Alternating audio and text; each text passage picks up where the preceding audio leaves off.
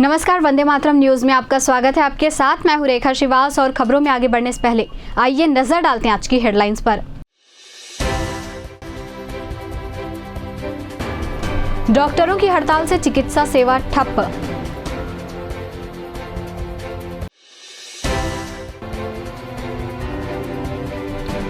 ठेकेदार के घर चोरी का खुलासा, 3 आरोपी गिरफ्तार।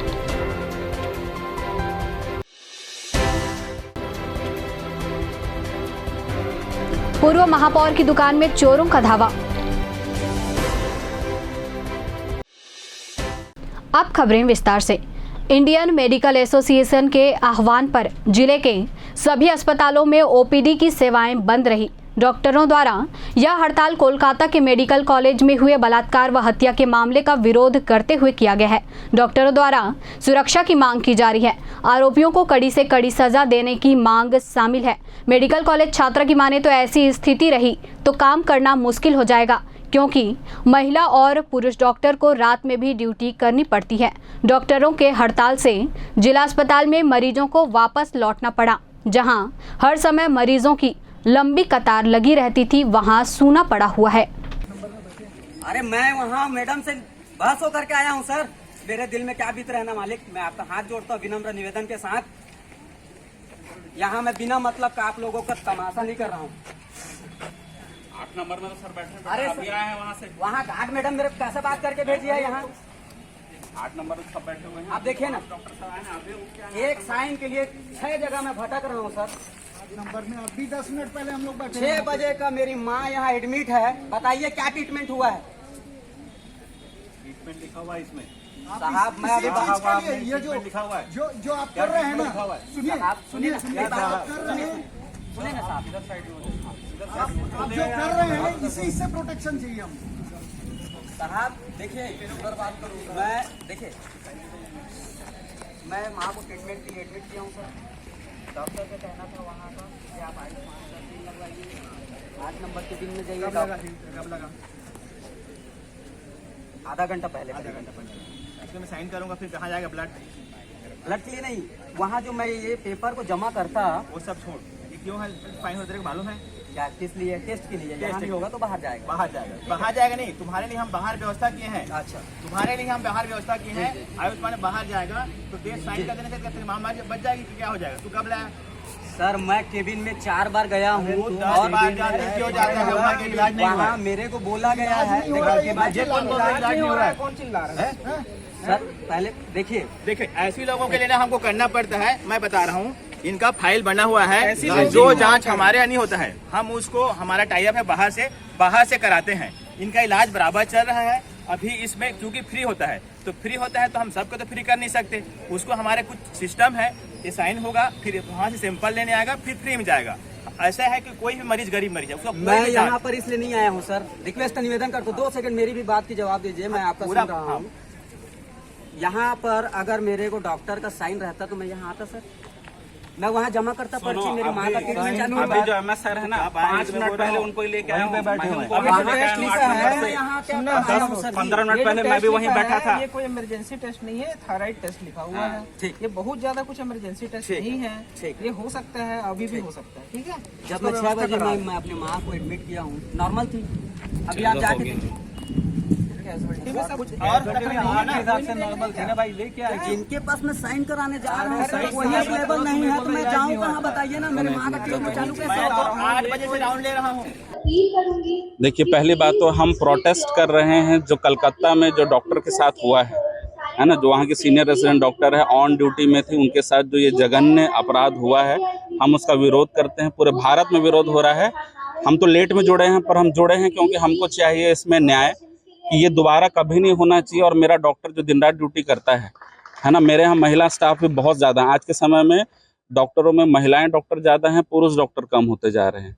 तो अगर हम उन्हीं को सेफ्टी नहीं देंगे, अगर उनको सुविधा नहीं मिलेगी, है ना, तो फिर हमारा जो सिस्टम है वो तो काम ही नहीं करेगा। हमारे लोग इलाज कैसे करेंगे? और डर में कोई डॉक्टर कैसे किसी का इलाज कर सकता है?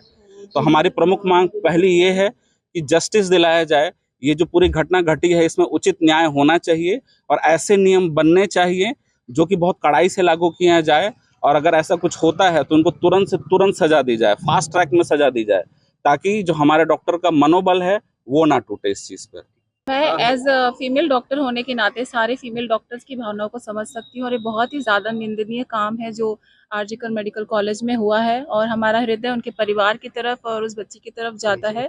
हम उन सब के लिए यही प्रार्थना करते हैं कि वो जल्दी से जल्दी इस तकलीफ से बाहर आ पाए, लेकिन साथ ही साथ में इस निंदनीय कार्य के कारण जो पूरी मेडिकल फ्रेटर्निटी है सारी की सारी दुखित है और सबसे ज़्यादा जो आज के नए बच्चे हैं जिनको आगे जाके भविष्य में पोस्ट ग्रेजुएशन करना है और प्रैक्टिस करना है, उन लोगों का भी मन बहुत ज़्यादा दुखित और बहुत ज़्यादा भ्रमित हो गया है कि अब आगे जाके क्या करना चाहिए। हो सकता है वो आगे जाके अपना करियर भी चेंज कर लें, इससे पूरे समाज को बहुत बड़ी हानि पहुंचने की संभावनाएं हैं।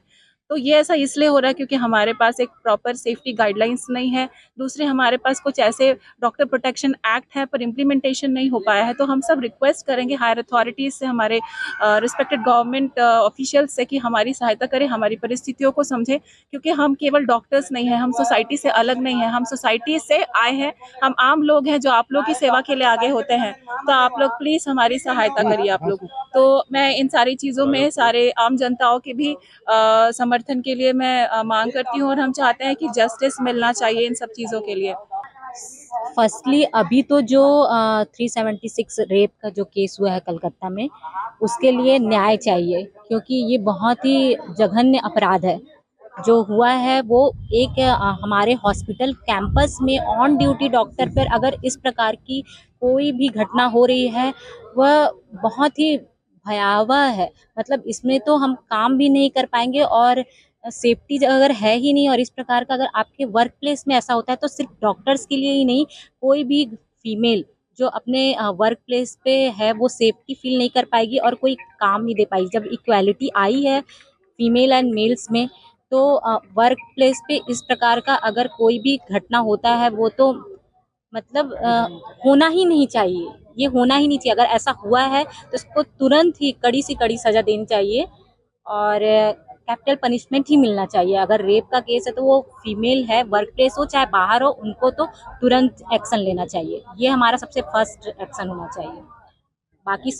बाकी सेफ जोन हमारे हॉस्पिटल में होना ही चाहिए, सारे हॉस्पिटल में सेफ जोन होना चाहिए। जो लॉज हमारे डॉक्टर्स के लिए बने हुए हैं वो स्ट्रांग होना चाहिए और तुरंत एक्शन होना चाहिए उसमें। अभी जो भी आरजीकर मेडिकल कॉलेज में हुआ है वो पूरे सोसाइटी के लिए एक बहुत शर्मनाक घटना है। मेडिकल प्रोफेशन जो है यहाँ पे जितनी भी स्त्री होती है पुरुष होती है कुछ अलग नहीं होता है। फीमेल की भी यहाँ इक्वल ड्यूटी होती है, मेल्स की भी इक्वल ड्यूटी होती है। मैं चाहती हूँ कि गवर्नमेंट थोड़े स्ट्रिक्ट लॉज बनाए ताकि हम लड़कियाँ जो हैं जो इतनी डरी हुई हैं, जो बाहर नहीं निकल पा रही हैं, जिनको हर मोड़ पे हर कदम पे सोचना पड़ता है अपनी सेफ्टी के लिए, वो अच्छे से फ्री होके बाहर जा सकें। अगर मेडिकल प्रोफेशन को हमने भगवान का दर्जा दिया है, हम बचपन से भगवान के दर्जे के लिए इतनी मेहनत कर रहे हैं, ये सोचते हैं कि एक दिन डॉक्टर बनेंगे, हमें भी वो रिस्पेक्ट मिलेगा।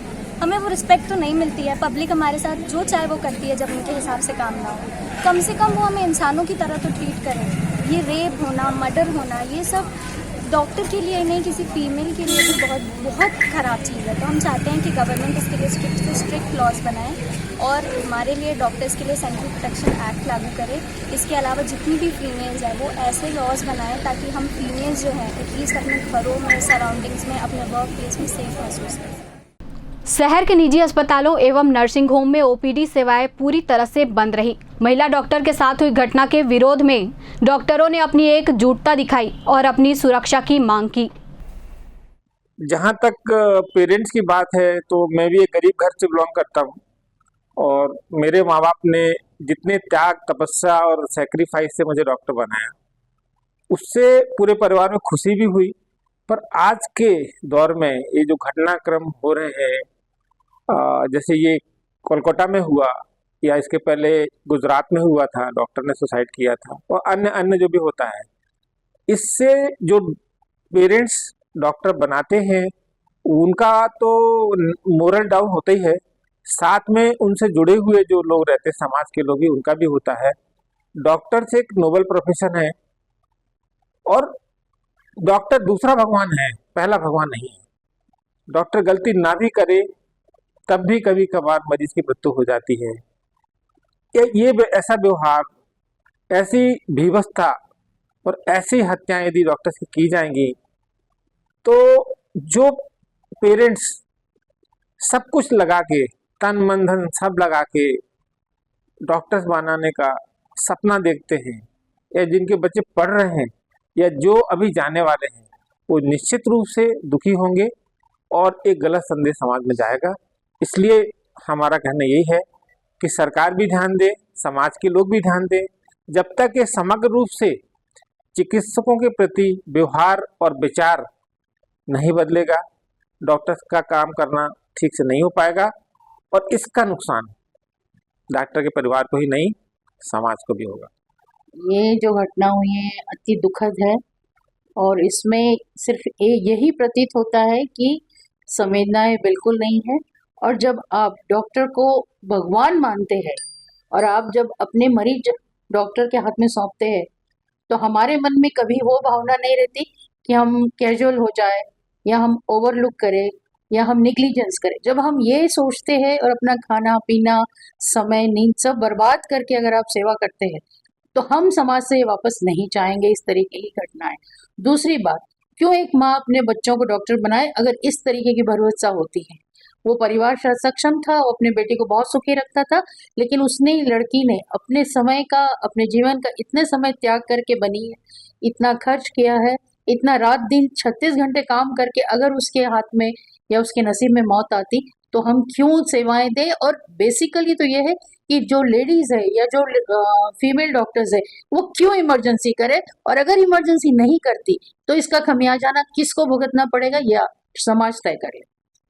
कलकत्ता में एक महिला चिकित्सक के साथ में जिस तरह से उसका हत्या की गई है और ब्रूटल मर्डर किया गया है, उसके विरोध में पूरे संपूर्ण भारत के डॉक्टर्स लोगों ने आज ओपीडी बंद रखी हुई है और उसके समर्थन में हम सब लोग, कोरबा के लोग भी अपने अस्पताल को आज बंद रखे हुए हैं, सिर्फ इमरजेंसी सेवाएं दे रहे हैं और अस्पताल उसके लिए बंद है।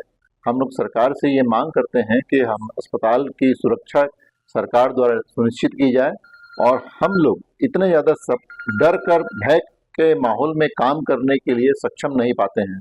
हम अपनी पूरी समर्थता से काम करने में, पूरा फुल सामर्थ्य से काम करने में असमर्थ पाते हैं और इससे आम जनता को भी इसका लाभ नहीं मिल पाता है।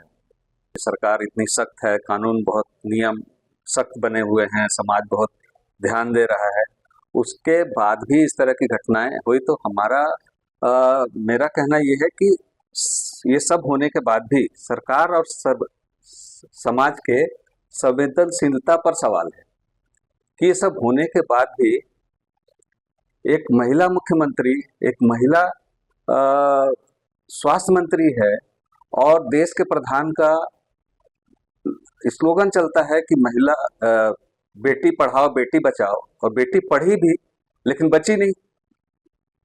इस सब के बाद,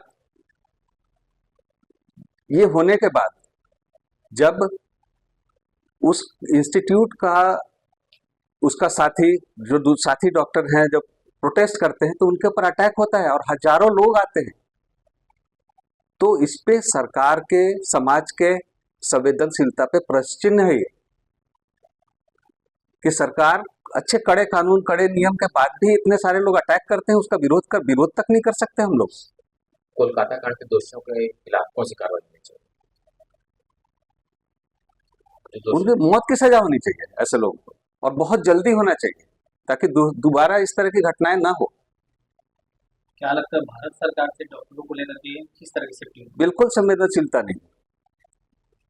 कानून बनते हैं, चुनावी रहते हैं सारे चीज।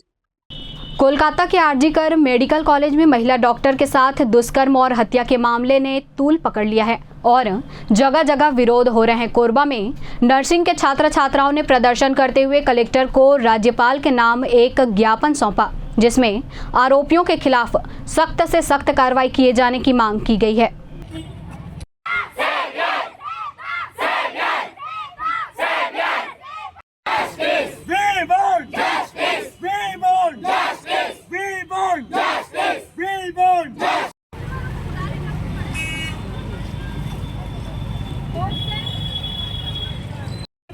नहीं चलेगी, नहीं चलेगी, ऐसे मनमाने नहीं चलेगी, नहीं चलेगी, ऐसे मनमाने।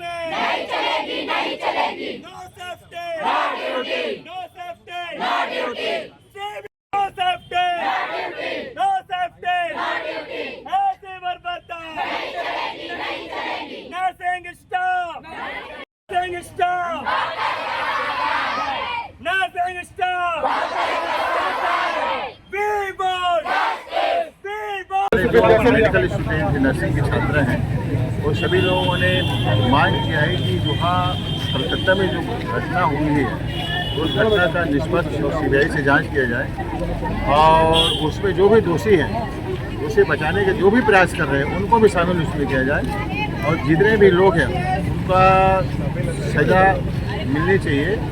क्योंकि वहाँ पर देखने में आ रहा है कि जो पश्चिम बंगाल की गवर्नमेंट की जो सरकार है, स्वयं वहाँ का मुख्यमंत्री स्वयं स्वास्थ्य मंत्री है और उन्होंने वहाँ पर जो किया है कार्रवाई किया है वो संतुष्टप्रद नहीं है। क्योंकि उन्होंने एक किसी व्यक्ति को वहाँ पर जिस तरह कुछ देखने में आ रहा है कि भले जब बकरा बनाकर सारे मामला को रफा दफा करना चाह रहे हैं। जिस बार की घटना है उसको देख के लगता नहीं है कि इतनी बड़ी घटना पर एक आदमी अंजाम देगा और जिस हिसाब से साक्ष्य को मिटाने का जो प्रयास किया है वो निश्चित रूप से सब कार्रवाई करनी चाहिए। और हमारे स्टूडेंट का मांग करना है कि जब डॉक्टर हमारे भगवान के रूप होता है, जो सेवा के उनके साथ ऐसा हो रहा है तो बाकी इंसानों की क्या है। निश्चित रूप से वहाँ को सरकार यदि केंद्र सरकार है उसमें सत्य है तो सरकार को बर्खास्त भी करें और जिन दोषी उनको कार्य करें। सब बच्चे लोग मांग करने आए थे, इसके बाद भी उनके ऊपर कार्य भी नहीं होगी तो उन्होंने यहाँ अनिश्चितकाल धरने के लिए यहाँ पर बैठेंगे ऐसा बोला। तो सर आप लोगों को कोई आश्वासन मिला है यहाँ से? उन्होंने बोला है आपके जो संदेश है महामहिम राज्यपाल से पहुँचाया जाएगा और निश्चित उसमें कार्रवाई करने के लिए प्रयास करेंगे और उन्हें आश्वासन दिया सभी बच्चों को।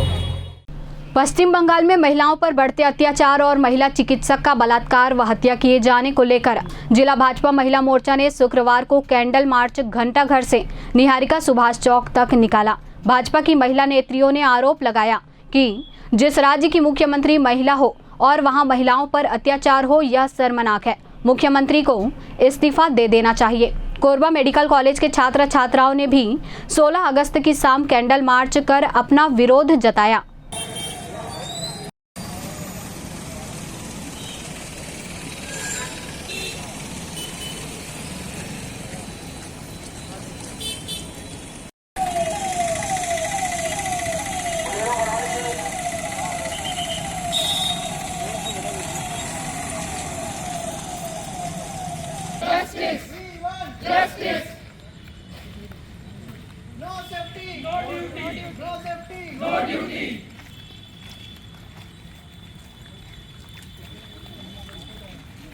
We want justice. We want justice. We want justice. We want justice.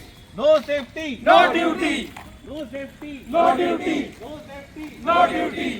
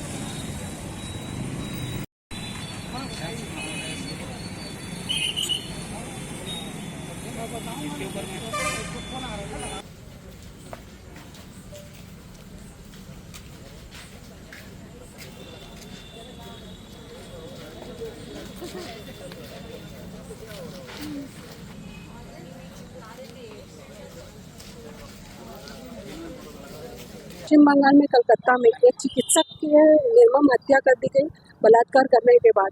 यह बहुत ही निंदनीय और बहुत ही शर्मनाक घटना है पश्चिम बंगाल के लिए हमारे पूरे देशवासियों के लिए। और पश्चिम बंगाल के मुख्यमंत्री जिनका दायित्व बनता है वहाँ की महिलाओं को सुरक्षा देना, वह इस घटना पे अपना प्रतिक्रिया ना देते हुए बल्कि उनको नैतिकता के आधार पर इसका इस्तीफा दे देना चाहिए था कि वो अपने राज्य की महिलाओं की रक्षा नहीं कर पा रही हैं। वह उनको समर्थन दे रही है ताकि गुनहगारों को समर्थन दे रही है। यह उनके लिए बहुत शर्मनाक घटना है और हम सभी महिला मोर्चा की बहनें आज जो चिकित्सा महिला की मृत्यु हुई है उनको श्रद्धांजलि देते हुए और बंगाल सरकार के पश्चिम बंगाल सरकार ममता बनर्जी सरकार का विरोध करते हुए मौन मार्च एवं कैंडल मार्च निकाला है। भारतीय जनता पार्टी महिला मोर्चा राष्ट्रीय नेतृत्व वानती श्रीनिवासन एवं प्रदेश अध्यक्ष श्रीमती शालिनी राजपूत जी के निर्देशानुसार हम सभी महिला मोर्चा की बहनें पश्चिम बंगाल में डॉक्टर के साथ जो अत्याचार बलात्कार जैसी निर्मम हत्या की गई, ऐसा जो लगातार पश्चिम बंगाल में महिलाओं के प्रति अत्याचार जो बढ़ रहा है और उसी राज्य की मुख्यमंत्री एक महिला होने के नाते उनको शर्म आनी चाहिए। उनको एक महिला होने के नाम पे कलंक है वो कि ऐसी महिलाओं के ऊपर अत्याचार बढ़ता जा रहा है और उस अत्याचार और उस पे कार्यवाही करने के बजाय उनकी उस जो कार्यवाही में वो गवाह को मिटाने में अपना पूरा ध्यान दे रही हैं और जितने गुनहगार हैं उनको बचाव कर रही हैं। ऐसी जो कलंकित, मैं तो बोलूँगी ऐसी मुख्यमंत्री को अपने पद से इस्तीफा दे देना चाहिए। बंगाल में एक घटना हो रही है, इस शर्मनाक घटना है और ऐसी मुख्यमंत्री को इस्तीफा देना चाहिए। उनकी घोर निंदा करते हुए आज हमने मौन जुलूस निकाला है।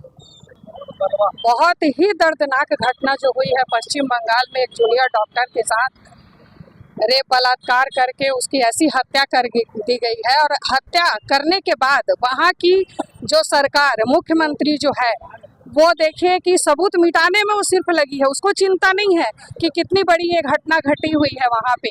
वहाँ की प्रशासन भी चुप है, वो भी उन्होंने भी इस विषय पे अच्छे से कोई कार्रवाई नहीं की। ये सारी को देखते हुए हम भारतीय जनता पार्टी महिला मोर्चा बहुत ही दुख का विषय है, आज हम यहाँ कैंडल मार्च निकाले।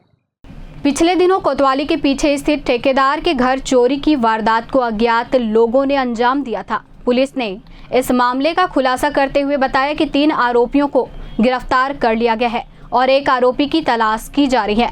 आरोपियों के पास से जेवरात बरामद कर लिए गए हैं जिन्हें चांपा में बेचा गया और गला दिया गया था, वह भी जब्त कर लिया गया। जिला पुलिस अधीक्षक सिद्धार्थ तिवारी ने घटनाक्रम का पूरा विवरण दिया।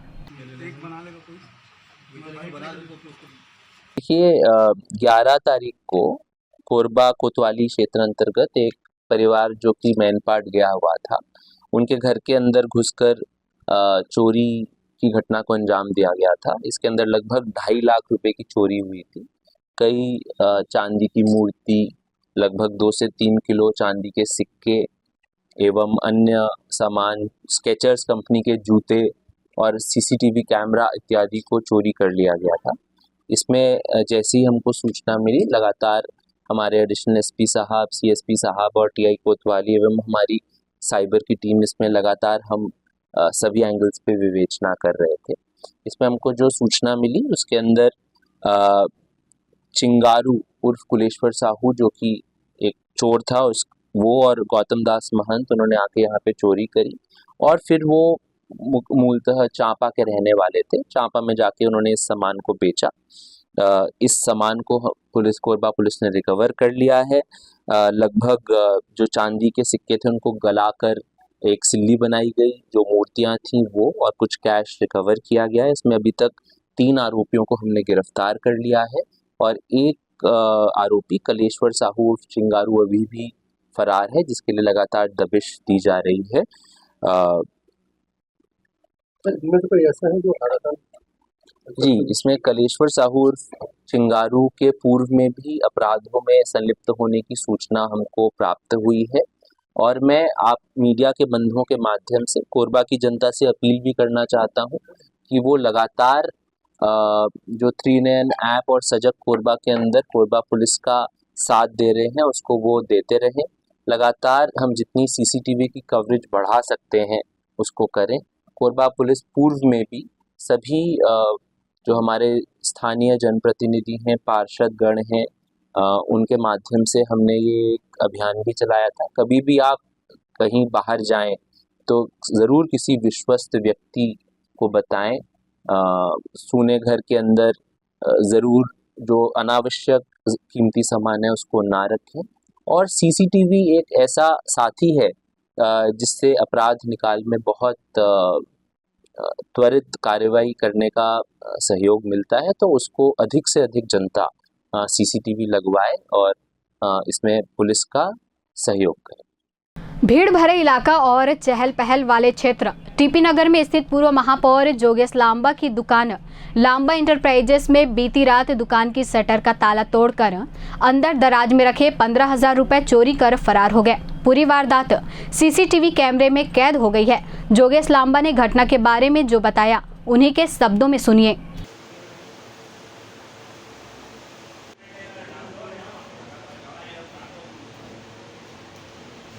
सुबह रोज की तरह कर्मचारी घर से चाबी लेकर सुबह 9 बजे यहाँ दुकान खोलने आता था।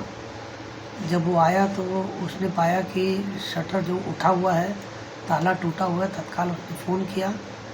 मैंने पुलिस के अधिकारियों को फ़ोन करके बताया कि हमारी दुकान का ताला टूट गया है। उसके बाद जब पुलिस आई, पतासाजी कर रही है।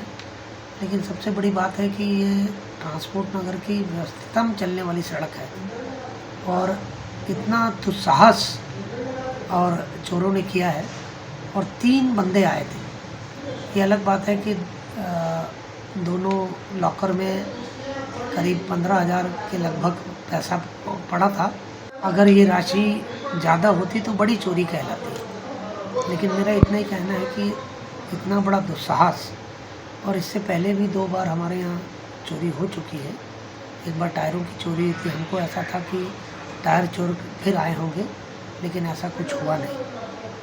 और पुलिस प्रशासन अपनी पतासाजी में लगी है और 3 लोग सीसीटीवी कैमरे में दिख रहे हैं कि दुकान के अंदर घूमते हुए नज़र आते हुए। उन्होंने दुकान का मेन स्विच बंद कर दिया, लेकिन कैमरे का जो बैकअप रहता है आधे घंटे का, वो उससे ये पता चल रहा है कि 3 लोग थे। कुसमुंडा वार्ड क्रमांक 58 के गढ़वा मोहल्ले के नागरिक पिछले 7 दिनों से अंधेरे में रह रहे हैं। बिजली व्यवस्था में सुधार नहीं होने के कारण 16 अगस्त को बिजली दफ्तर का घेराव करने टीपी नगर पहुंचे। वहां 3 घंटे तक अधिकारी का इंतजार किया। उसके बाद अधिकारी से हुई चर्चा और संतोषजनक जवाब मिलने के बाद वापस लौट गए।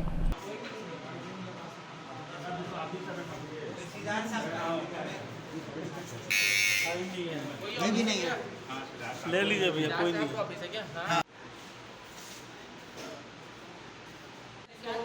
अभी 10 मिनट और वेट करेंगे मैडम, अधिकारियों का आ जाएंगे तो ठीक है, नहीं तो हम लोग ताला मार के जा रहे हैं। अगर आप लोग को बाहर जाना है जा सकते हैं, अंदर आना है 10 मिनट और देखेंगे। हम लोग वही बताने के लिए आए हैं, आप लोग को तकलीफ ना हो बोल करके। आप लोग को बाहर जाना है तो बाहर रह जाइए, अंदर रहना तो अंदर रह जाइए, जैसा ठीक लगे।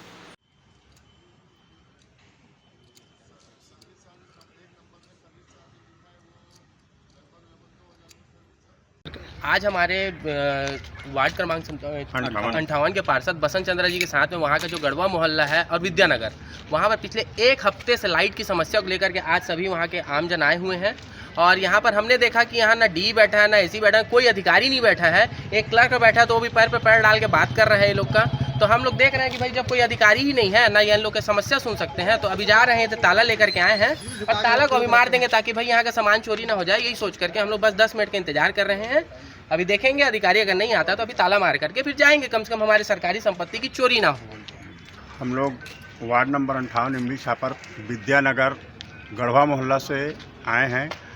1 सप्ताह हो गए हमारे गढ़वा मोहल्ला में बिजली का लाइन का सप्लाई बंद है और हमारे लोग अंधेरे में जी रहे हैं। उसी को मांग करने हम लोग डिविजनल ऑफिस कोरबा, पूर्व में दर्री ऑफिस, में भी आवेदन दिए हैं और अभी ट्रांसफार्मर के लिए दिए हैं। एक महीना हो गया, उसी के मांग के लिए हम लोग कोरबा डिविजनल ऑफिस आए हैं। कितनी दिक्कतों का सामना करना अब आप ही लोग सब समझ सकते हैं कि कोरबा में एक तरह से पूरा प्रदेश में बिजली का सप्लाई कोरबा से होता है और हम कोरबा के किनारे कुसमुंदा बसी है, उसमें लाइन जहाँ से बिजली का उत्पादन, कोयला के माध्यम से बिजली का उत्पादन होता है, बिजली से पूरा छत्तीसगढ़ में सप्लाई होता है। उसी कुसमुंदा में हमारे एक सप्ताह से लाइट की व्यवस्था नहीं। अधिकारियों लोग का क्या जवाब आ रहा है? अधिकारी लोग गोल मटोल जवाब दे रहे हैं। अभी आए हैं ऑफिस, तो कोई यहाँ बात करने को कोई तैयार नहीं है। पता लगा रहे हैं तो इनके अधिकारी कहीं दौरा में चले गए हैं। तो हम लोगों ने आज ये निर्णय लिया है कि सही हम लोग को जवाब मिले या फिर हम लोग यहीं बैठे धरना पे। गेवरा के आजाद चौक स्थित दीपेश्वरी माता मंदिर प्रांगण में आयोजित भक्ति संगीत कार्यक्रम में पधारे गायक नितिन बागवान ने एक से एक भक्ति गीतों पर लोगों को झूमने पर मजबूर कर दिया। इस मौके पर कटघोरा विधायक प्रेमचंद पटेल भी उपस्थित रहे।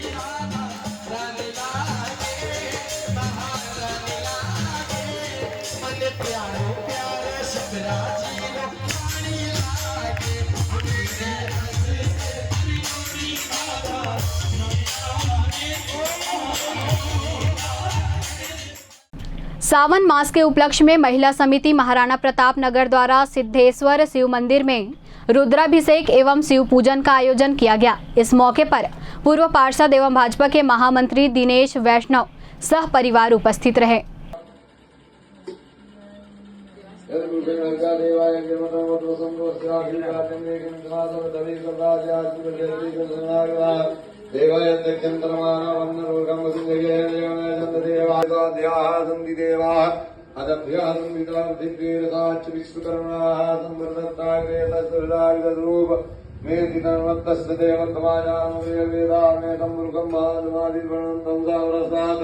तमेव विदित्वादिमत्वेति नाम्ना बन्धा विद्येना प्रजापतिश्चरति गर्भेऽन्तर्यामानो बहुधायाते तस्योनि प्रपश्यन्ति दीनातस्मीनां विश्वायो देवेभ्याधिपतियो देवानां पूजा पूर्वो यो देवेभ्यो जातमोचारांसि विजन्मनन्दो देवाग्रे तद्वयं ब्राह्मणो विद्यात् तदेवा सर्वदे श्रीचरे अग्निदया भौरा देवानन्दो। वार्ड क्रमांक 15 ढोड़ीपारा में कीर्तन महिला मंडली द्वारा सावन महोत्सव का आयोजन किया गया, जिसमें महिलाओं ने बढ़ चढ़कर हिस्सा लिया और नृत्य संगीत की अपनी प्रतिभा का प्रदर्शन किया।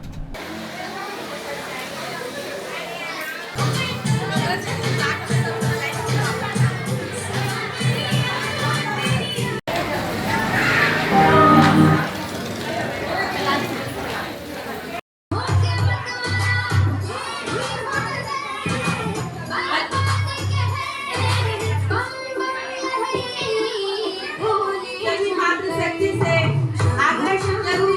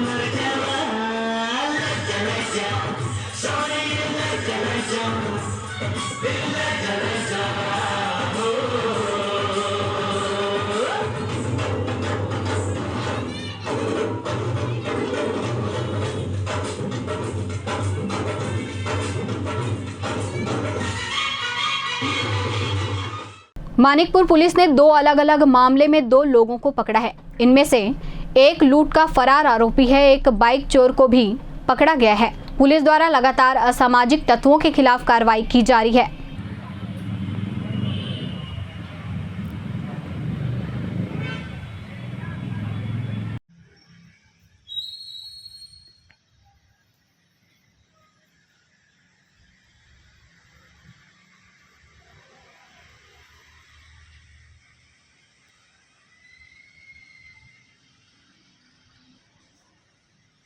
शहर की यातायात व्यवस्था को सुधारने के लिए पुलिस द्वारा लगातार कार्रवाई की जा रही है। 10 रुपए बचाने के चक्कर में वाहन को रोड में खड़ा कर मॉल के अंदर चले जाते हैं, जिससे यातायात बाधित होता है। ऐसे लोगों के खिलाफ 16 अगस्त की रात में यातायात पुलिस ने कार्रवाई करते हुए लोगों के वाहन को क्रेन से उठाकर यातायात थाना ले जाकर जब्त कर लिया।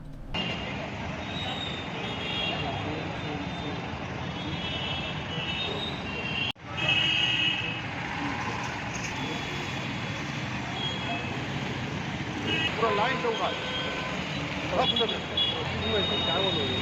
देख रहे हो आप ना, थोड़ा से अगर 3 फीट आगे करता तो क्या बिगाड़ जाता।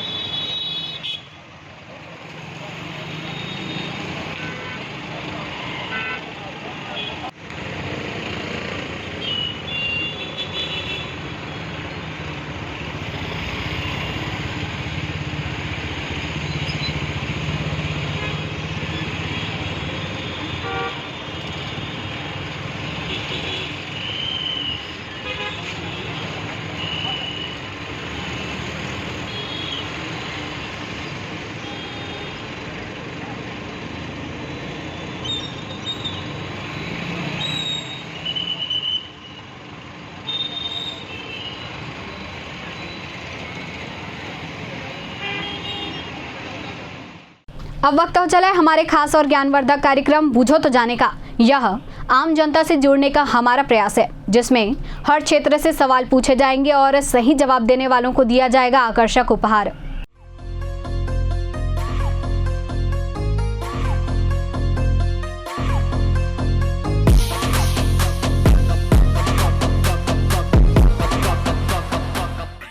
नमस्कार दर्शकों, आप सभी का स्वागत है हमारे खास कार्यक्रम बूझो तो जाने में। आज का हमारा सवाल है कि वायुमंडल में सबसे अधिक गैस कौन सा पाया जाता है और कितने प्रतिशत पाया जाता है। आज के हमारे विजेता को दिया जाएगा फिजिक्स वाला कोचिंग इंस्टीट्यूट की ओर से आकर्षक उपहार। तो आइए चलते हैं दर्शकों के बीच और जानते हैं आज के इस सवाल का जवाब। वायुमंडल में कौन सा गैस अधिक पाया जाता है और कितने प्रतिशत पाया जाता है? 50। कौन सा गैस पाया जाता है? Gas cylinder. गलत जवाब है। ठीक है, धन्यवाद। वायुमंडल में कौन सा गैस सबसे अधिक पाया जाता है और कितने प्रतिशत में पाया जाता है? इंडियन वाला। नहीं, गलत जवाब है। ठीक है, कोई बात नहीं। वायुमंडल में कौन सा गैस सबसे अधिक मात्रा में पाया जाता है और कितने प्रतिशत में पाया जाता है? वायुमंडल में सबसे ज़्यादा गैस कार्बन डाइऑक्साइड पाया जाता है। गलत जवाब है। वायुमंडल में सबसे अधिक गैस कौन सा पाया जाता है और कितने प्रतिशत में पाया जाता है? गैस को इंडियन। नहीं, गलत जवाब है। ठीक, कोई बात नहीं, धन्यवाद। वायुमंडल में सबसे अधिक गैस कौन सा पाया जाता है और कितने प्रतिशत में पाया जाता है? ये जानकारी है। कोई बात नहीं, धन्यवाद। वायुमंडल में सबसे अधिक मात्रा में गैस कौन सा पाया जाता है और कितने प्रतिशत में पाया जाता है?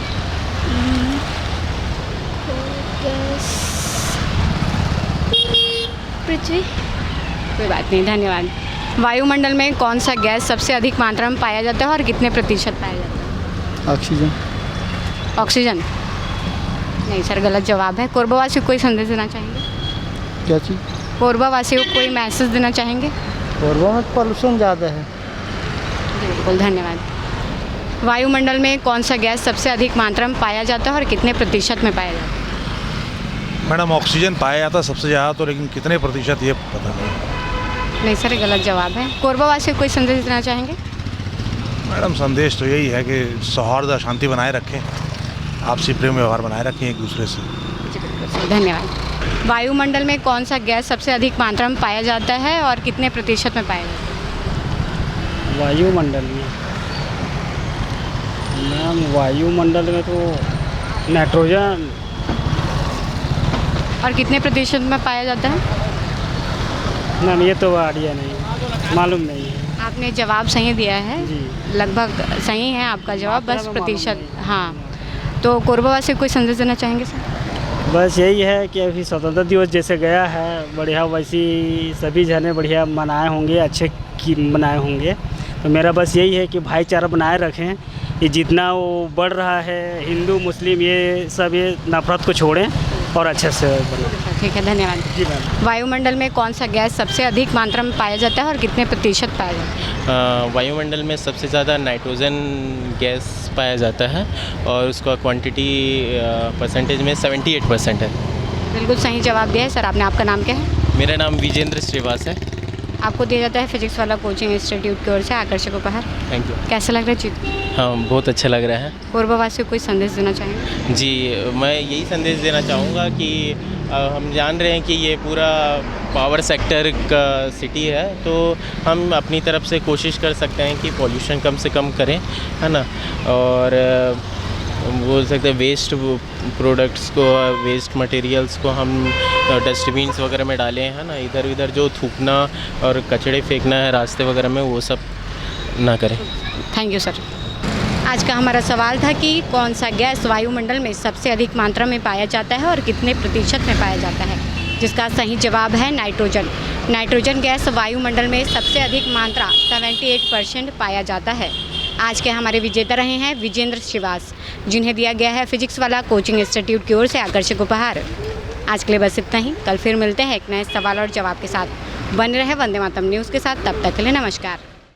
आज के इस बुलेटिन में फिलहाल इतना ही। आप बने रहिए वंदे मातरम न्यूज़ के साथ और मुझे दीजिए इजाज़त। नमस्कार।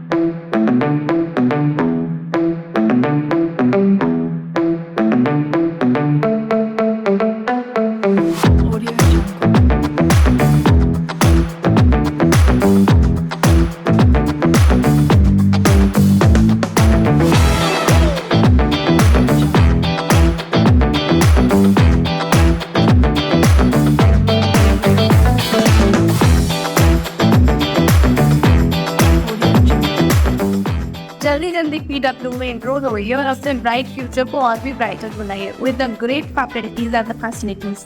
PW provide you with the great faculty and the facilities. Welcome to PW. See you soon.